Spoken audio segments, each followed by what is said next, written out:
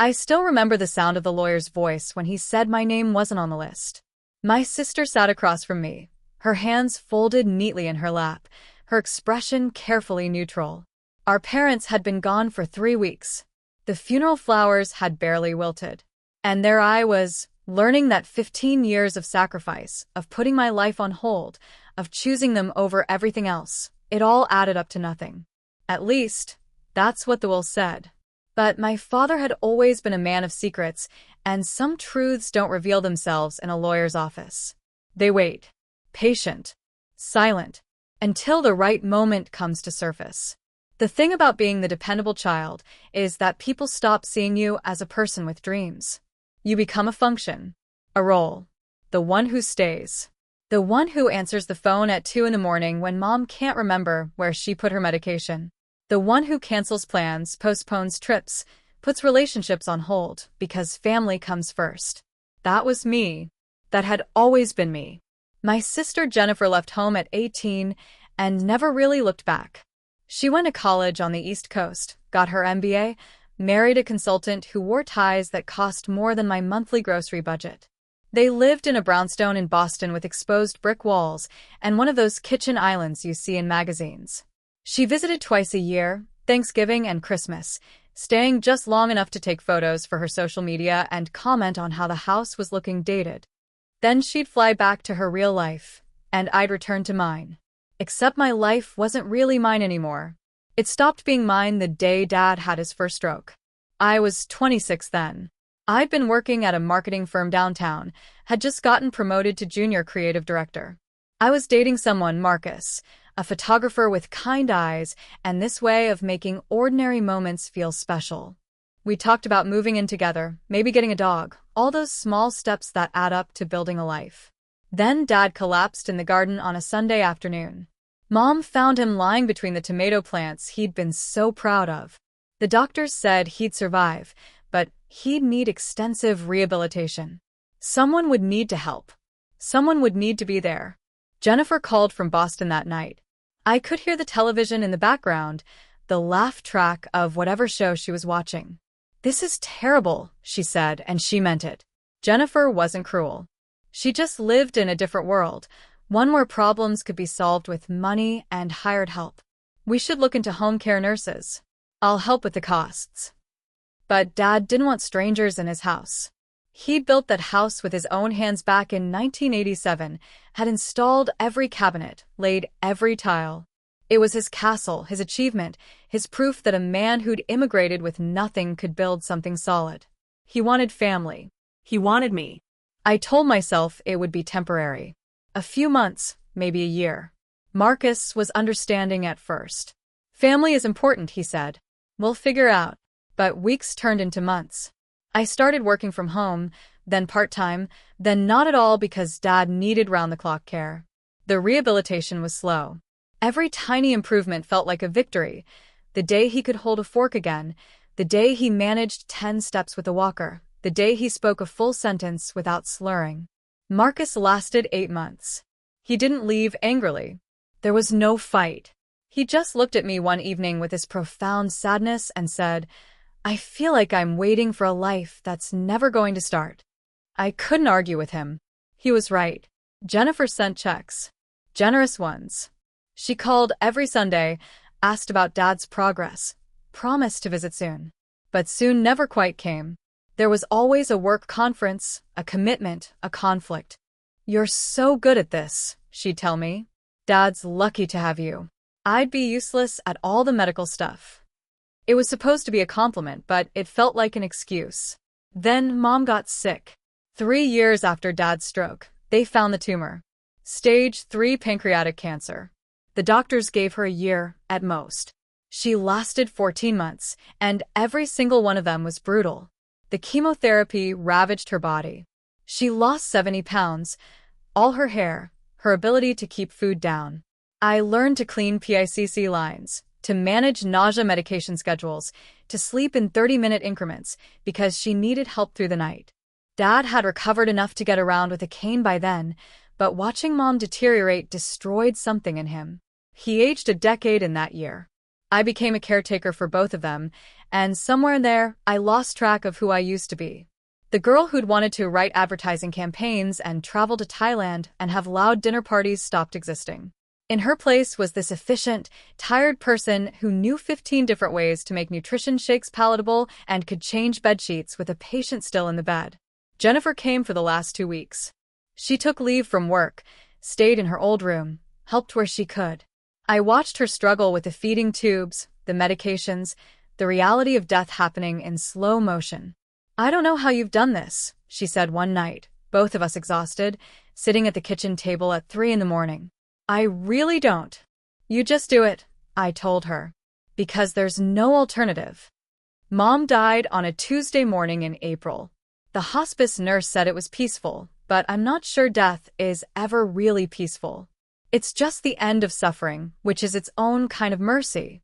We buried her next to her parents in Riverside Cemetery. Jennifer gave a beautiful eulogy. People said she had her mother's strength. I stood silent, holding Dad's arm, keeping him upright. Dad lasted another year. Without Mom, he seemed to deflate. He stopped caring about the garden, about his woodworking projects in the garage, about the game shows he used to yell answers at. He just sat in his chair by the window, watching the street, waiting for something that was never going to come. His heart gave out on a Sunday evening. He was there one moment, breathing, present, and then gone. Just like that. The doctor said it was a massive coronary.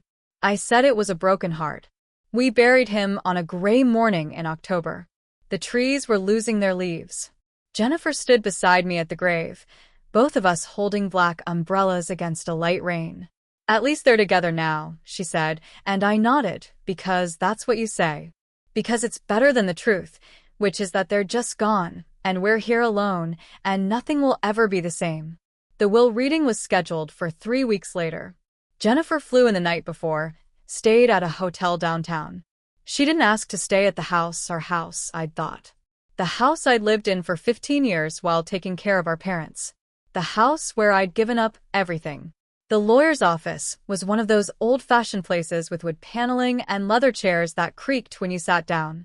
Mr. Henderson had been Dad's lawyer for 30 years. He'd done their house closing, Mom's will, all their legal paperwork.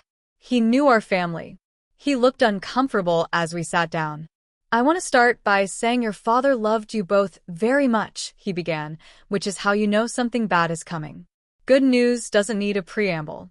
He read through the formalities, the legal language that makes death into paperwork. Then he got to the assets. The house was the big one. It was worth maybe $400,000 in the current market, probably more. Dad had paid it off years ago. It was fully owned, clear title, no mortgage.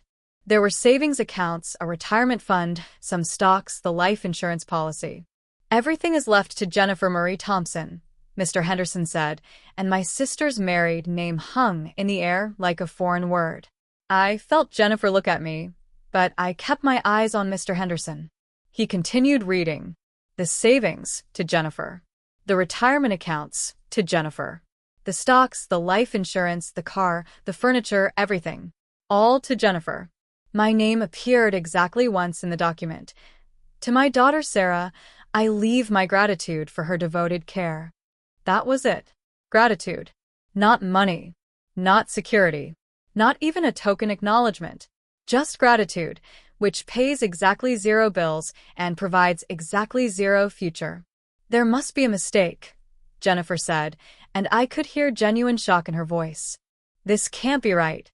Mr. Henderson shook his head. "Your father updated this, 6 months ago. He was very clear about his intentions. 6 months ago, when he could barely get out of bed, when I was feeding him, bathing him, keeping him alive. That's when he decided to leave me nothing." I stood up. My legs felt strange, like they belonged to someone else. "Thank you, Mr. Henderson," I said, and my voice came out steady, calm, completely normal. "Is there anything I need to sign?" "Sarah, wait," Jennifer started. "Nothing today," Mr. Henderson said, watching me carefully. "But we'll need to discuss the estate logistics, the house transfer." "Send me whatever you need me to sign," I told him. "I'll take care of it." I walked out of that office with the same composure I'd maintained through 2 funerals, through 15 years of sacrifice, through every moment when I'd swallowed my own needs for the sake of family duty. I didn't cry. I didn't scream. I didn't demand explanations. I just left. Jennifer caught up with me in the parking lot. "Sarah, stop. Please. We need to talk about this." I turned to face her. She looked stricken, her perfectly applied makeup cracking around her eyes. "There's nothing to talk about," I said simply. "This isn't right," she insisted. "I had no idea he was going to do this. I'll split everything with you. Obviously, I'll split it." "Don't," I said. "What do you mean, don't?" "Sarah, you took care of them. You gave up everything. This is insane." "It's what Dad wanted, but it's not fair."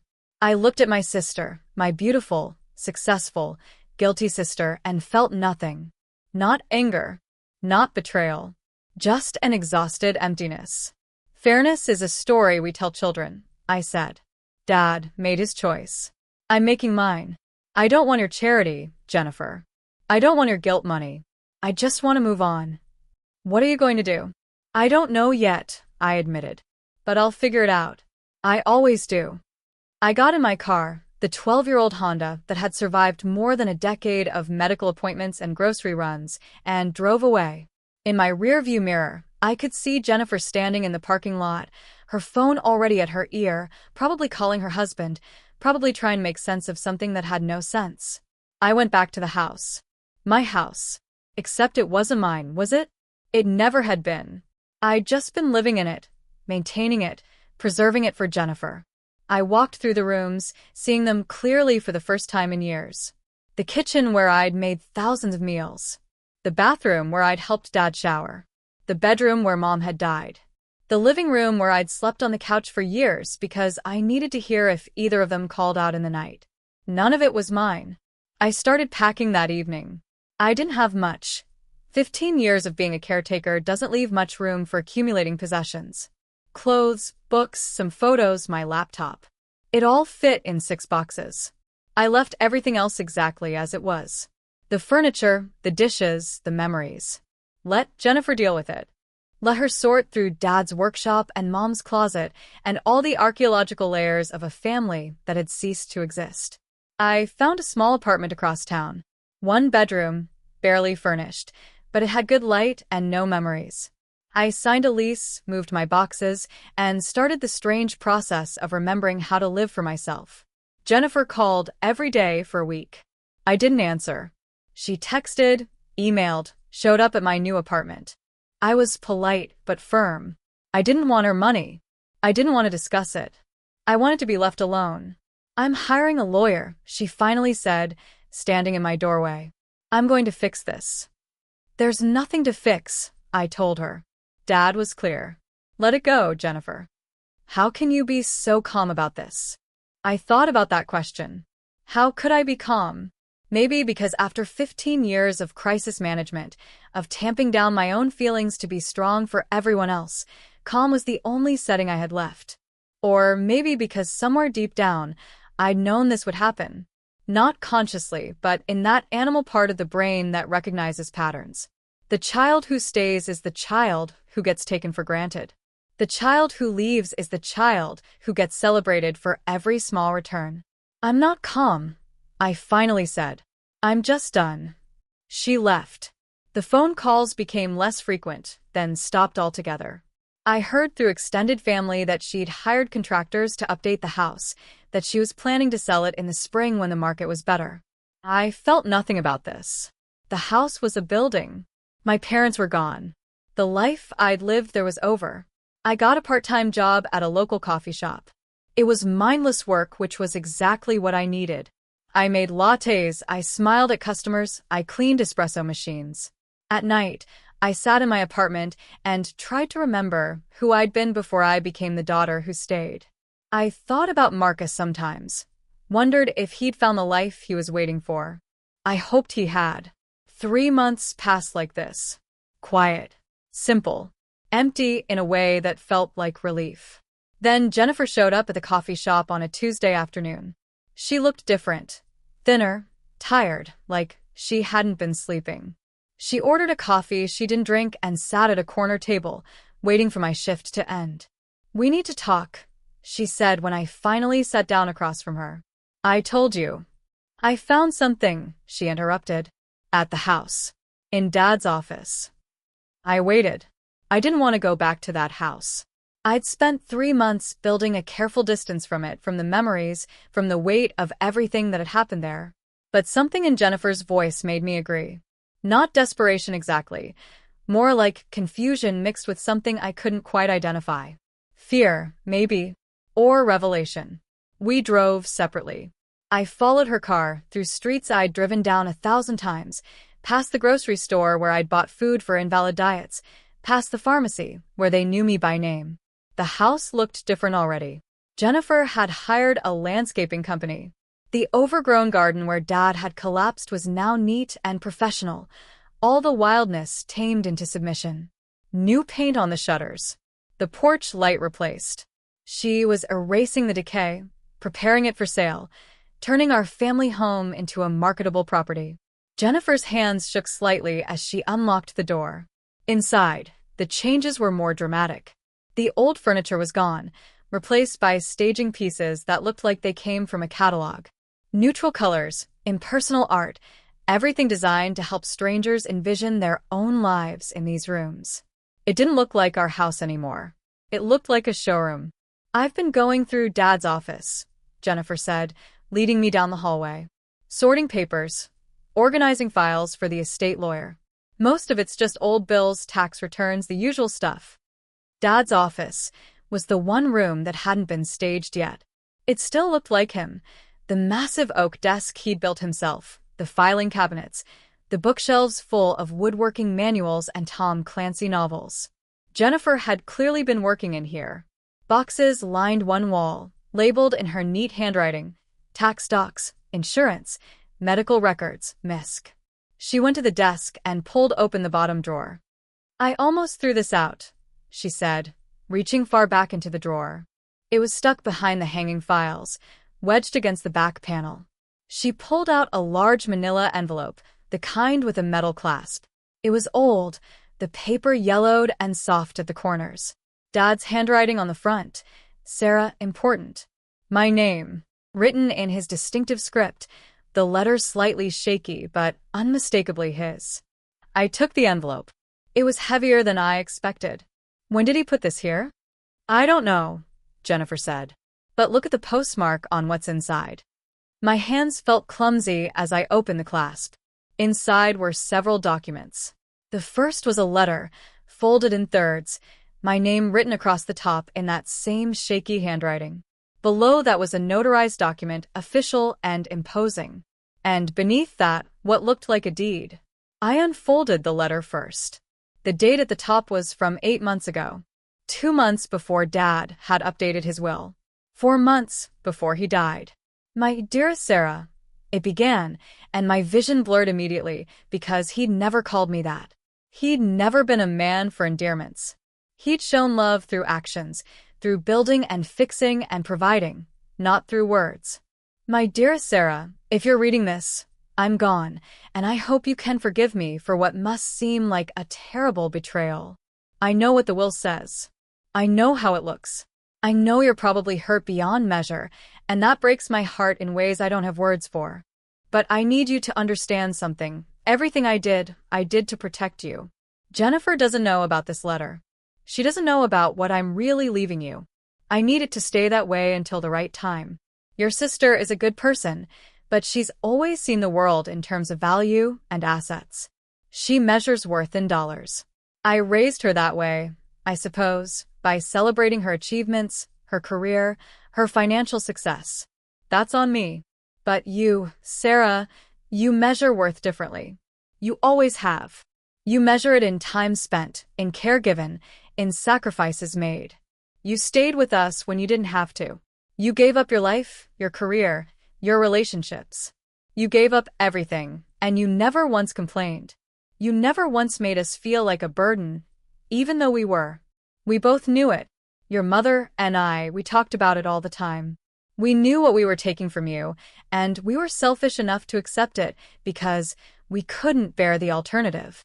We couldn't bear strangers.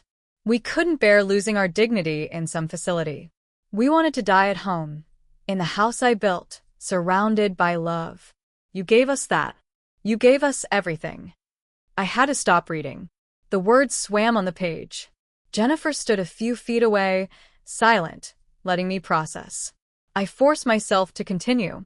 But I also knew that if I left you money, Jennifer would give you money too. She'd try to make it fair, try to equalize things. She'd give you half of everything, maybe more, and you'd take it because you'd think it was justice. But money isn't what you need, Sarah. Money would just be another burden, another thing to manage, another way to stay connected to a past that you need to leave behind. What you need is freedom. Real freedom. The freedom to build a life that's entirely yours, without guilt, without obligation, without anyone else's needs weighing you down. So I'm giving you the only thing that matters. I'm giving you the house. My heart stopped. I looked up at Jennifer. She nodded toward the other documents in the envelope. Keep reading, she said quietly. I had the deed changed 3 years ago, right after your mother was diagnosed. I did it quietly, through a lawyer Jennifer doesn't know about. The house is in both your names, joint tenancy, with right of survivorship. When I die, it becomes fully yours, automatically, regardless of what any will says. The will gives Jennifer the liquid assets, the money, the stocks, the retirement accounts. She'll get about $600,000 total. That's more than enough to satisfy her sense of fairness, more than enough that she won't feel cheated. But the house is yours alone. It was always meant to be yours. I built this house with my own hands 38 years ago. Every nail, every board, every tile. I built it to be a home, to be a place where family could grow and be safe. You're the only one who understands that. You're the only one who knows what this house really is. Not an investment, not an asset, a home. It's worth about $400,000 right now, maybe more. Sell it or keep it. That's your choice. But either way, you'll have security. You'll have options. You'll have the freedom to start over. I'm sorry I had to do it this way. I'm sorry for the pain the will reading must have caused. But I needed Jennifer to think she got everything. I needed her to feel like she won. Because if she knew about the house, she'd fight me on it. She'd argue that it wasn't fair that you should split everything evenly. She'd tie it up in legal battles trying to make things right. And you'd let her, because you're you. You'd sacrifice again, give in again, put her feelings above your own needs. I couldn't let that happen. So I'm doing this behind both your backs. I'm protecting you from yourself, Sarah. And I'm protecting you from her good intentions. The house is yours. The deed is legal, notarized, filed with the county. Jennifer can't contest it even if she wants to. It's done. You sacrificed everything for us. This is my way of making sure you have something solid to build on. Use it wisely. Use it to create the life you should have had all along. I love you, my daughter. I'm so proud of you. Not because of what you did for us, but because of who you are, kind, selfless, strong in ways your sister will never understand. But it's time to be selfish now. It's time to live for yourself. You have my permission. You have my blessing. You have my love. Always. Dad. I sat down heavily in Dad's old desk chair. The leather creaked. The room tilted slightly. There's more, Jennifer said and handed me the notarized document. It was the deed, just as Dad had described. Both our names, dated 3 years ago, filed with the county recorder's office. Joint tenancy, with right of survivorship. Legal terminology that meant the house had been partly mine for 3 years without me knowing it. And now, with Dad gone, it was entirely mine. He planned this, Jennifer said, and her voice was strange, not angry, not hurt, just bewildered. He orchestrated the whole thing. The will was a smokescreen. I looked at the deed, at Dad's signature next to mine, a signature I'd never made but was somehow legally binding because he'd filed the paperwork correctly. How is this possible? I never signed anything. There's a letter from his lawyer in there too, Jennifer said, pointing to another document I hadn't noticed. Dad had power of attorney for both of us from years ago, remember? When we were kids, for emergency purposes. He used that to add you to the deed. It's legal. I had my lawyer check. She sat down in the other chair, the one where I used to sit and do homework while Dad worked on his accounts. I've been trying to sell the house for 2 months, she said. I had offers, good ones. But when we ran the title search, your name came up. That's when I found all this. The lawyers explained that I can't sell without your signature. I can't do anything with the house without your signature. Because it's yours. He gave you $600,000, I said, my voice hollow. And he gave you the house, Jennifer replied. Which is worth less than what I got if we're counting dollars. But it's not about the money, is it? It never was for you. We sat in silence for a long time. Outside, a car drove by. Someone was mowing a lawn several houses away. Normal sounds of normal life continuing while my entire understanding of the past 3 months rearranged itself. Are you angry? I finally asked. Jennifer thought about this. I was at first, she admitted. For about 5 minutes, I was furious. At Dad. At you. At the whole situation. But then I read the letter again and I realized he knew us. He really knew us. He knew I'd see this as a transaction to be balanced. He knew I'd try to fix it, to make it even. And he knew you'd let me. So, he lied to both of us.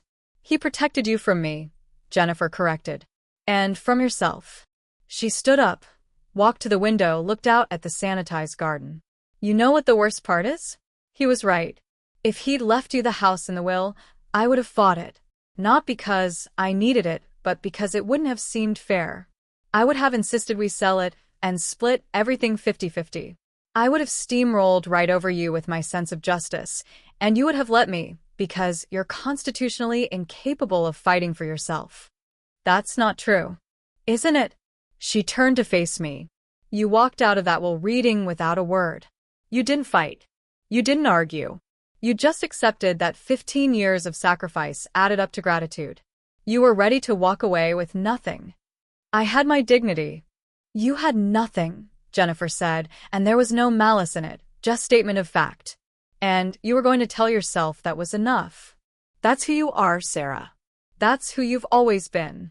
The one who accepts, who adapts, who carries the weight without complaining.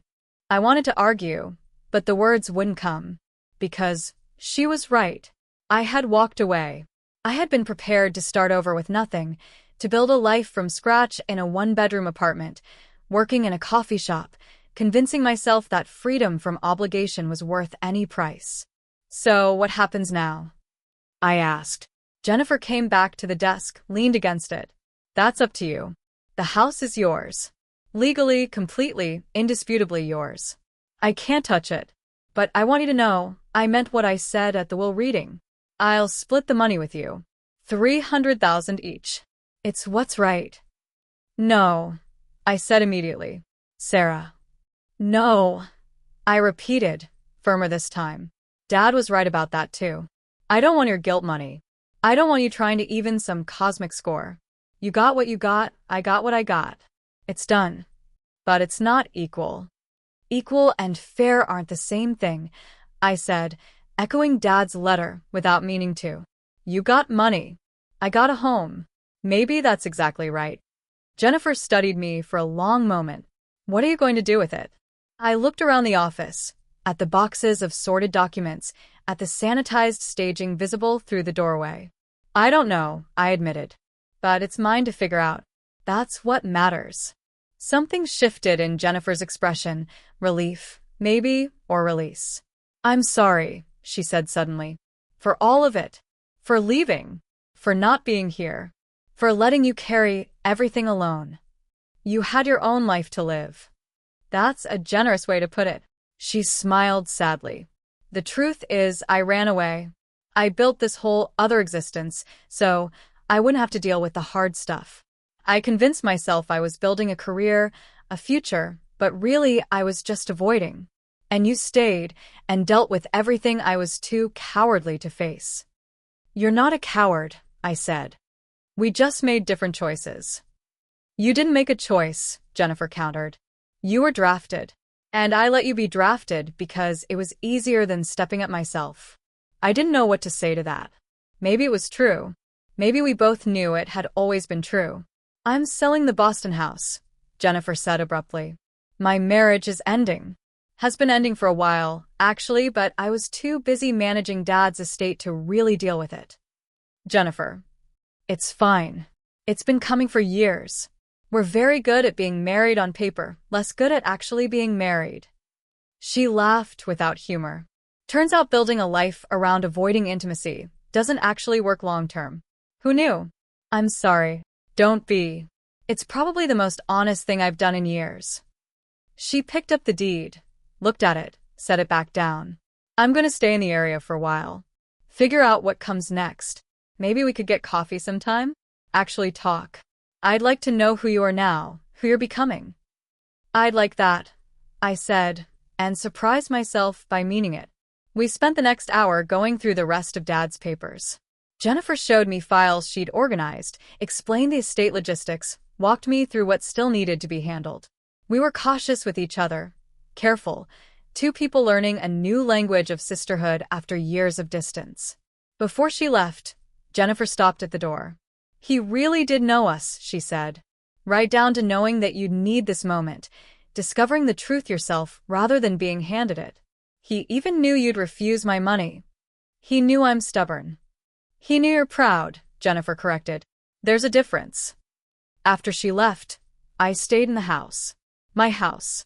I walked through the rooms slowly, seeing them differently now. Not as a shrine to sacrifice, not as a burden to escape, but as something else entirely. A gift. A foundation. A chance.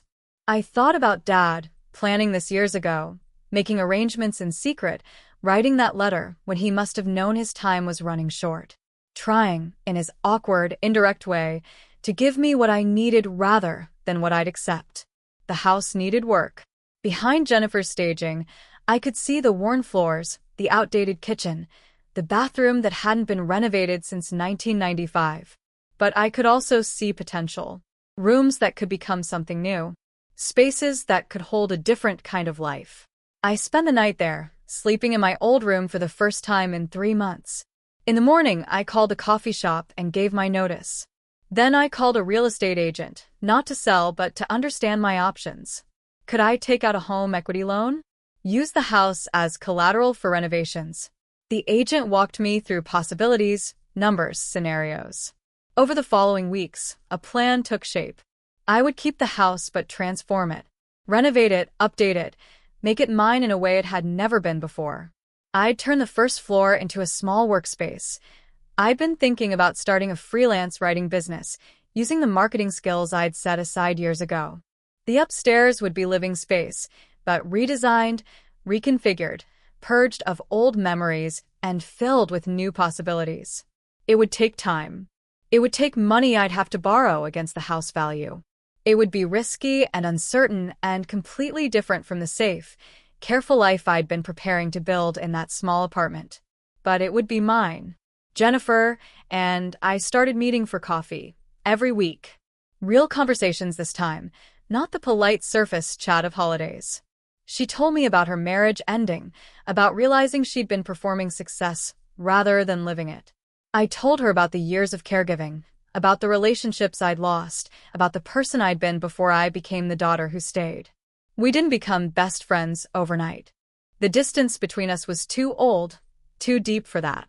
But we became something, sisters who were actually trying, who were showing up honestly, who were learning that family can transform just like houses can. You could have sold it, Jennifer said one afternoon, sitting in my kitchen while contractors tore out the old cabinets. Taken the money and run. Started completely fresh somewhere new. I thought about it, I admitted. But Dad was right about one thing. I don't measure worth in dollars. This house represents something. Not the past, but the possibility of building something solid. He knew that about me. He gave you exactly what you needed, Jennifer said. Even though it wasn't what you would have asked for. Even though it wasn't fair in any conventional sense. Maybe fair is overrated. Jennifer watched the contractors work, the careful dismantling of the old to make space for the new. Maybe what matters is whether it's right. The renovations took 4 months. I did some of the work myself, painting, refinishing floors, learning carpentry from YouTube videos. Dad would have laughed at my mistakes, show me the right way to use his tools that I'd inherited along with the house. But I figured it out. I learned. I built. When it was done, the house looked completely different. Open concept where walls had divided spaces. Light where darkness had accumulated. New fixtures, new floors, new kitchen with an island I could work at. My office occupied what used to be the formal dining room we never used, a desk facing windows, shelves for books and files, equipment for the freelance business I was slowly building. It wasn't fancy. It wasn't worth more than I'd put into it. But it was mine in a way nothing had ever been mine before. I took photos, sent them to Jennifer. She came over to see it in person, walked through slowly, touching walls, examining details. "It's like you exorcised the ghosts," she said. "I didn't exorcise them," I corrected. "I just made peace with them. There's a difference." Standing in my transformed kitchen, I thought about Dad's letter, about his final gift disguised as betrayal. He'd understood something essential, that I needed to discover my own worth rather than have it assigned by inheritance. That I needed to fight for something, even if that fight was just against my own tendency to accept whatever was given. The house had forced me to act, to claim, to stand up and say, "This is mine." It had made me selfish in the exact way I needed to be selfish. Not taking from anyone, but refusing to disappear into the background of my own life. "Do you forgive him?" Jennifer asked. "For the lie, the deception, all of it?" I thought about this carefully. "There's nothing to forgive," I finally said. He saw me clearly, maybe more clearly than I saw myself. He knew I'd walk away from the will reading with my dignity and nothing else. He knew I'd convinced myself that was enough. So he arranged it, so I couldn't. He forced me to accept something substantial, something that would require me to build a future instead of just surviving in the present. That's a generous interpretation. Maybe. Or maybe it's just the truth. I smiled. He loved us both, Jennifer. He just loved us differently because we needed different things. You needed financial security and the validation of inheriting the bulk of the estate. I needed a foundation and the push to actually use it. Jennifer hugged me then, something we'd never done easily. "I'm glad you kept it," she said. "I'm glad you're here." "Me too," I said, and meant it completely. 6 months after Dad died, almost a year after that will reading where my name wasn't on the list, I stood in my house, truly my house now, and felt something I hadn't felt in 15 years. Not happiness exactly, but something close to it. Peace, maybe. Or possibility. The house that had been built by my father's hands, that had held so much sacrifice and loss, had become something new. Not by erasing what came before, but by transforming it, building on top of it, making something that honored the past while refusing to be trapped by it. I thought about all the years of caregiving, all the things I'd given up, all the ways I'd disappeared into duty. I thought about Marcus and my lost career, and the life I'd imagined before responsibility consumed everything. I couldn't get any of that back. Time only moves in one direction. But I had this. A house with my name on the deed. A business I was building. A sister I was learning to actually know. A future that was still being written. Dad had been right. I hadn't needed money. I'd needed a push. A foundation. A reason to stop accepting and start claiming. He'd given me that in the only way I would have accepted it, by hiding it until I was ready to see. The house wasn't just a building worth $400,000. It was a statement. You matter. You deserve security. You are worth more than your service to others. It was a command. Stop sacrificing, start living, build something for yourself. It was the inheritance I actually needed, even though I never would have asked for it. Sometimes love looks like equal division and fair distribution. Sometimes it looks like understanding someone so completely that you give them exactly what they need rather than what they want. Dad had seen me, really seen me, and in seeing me, he'd saved me from the life I would have chosen, the small apartment, the minimum wage job, the quiet disappearing into nothing much at all. He'd left me the house. But more than that, he'd left me a challenge. Do something with this. Build something that matters. Stop being the person who accepts and become the person who creates. I was trying. Every day I was trying. And standing in my transformed kitchen, in my house, in my future, I felt something I hadn't felt in a very long time. I felt like maybe, finally, I was enough. Not because of what I'd done for others, but because of what I was doing for myself. The will had said Dad, left me his gratitude. But the deed, the secret, hidden, carefully planned deed, had left me something infinitely more valuable. It had left me permission to live. If this story touched your heart, please share it with someone who needs to hear it. We all have moments when we sacrifice, when we stay silent, when we accept less than we deserve. Sometimes we need a reminder that our worth isn't measured by our service to others, but by our willingness to claim our own lives.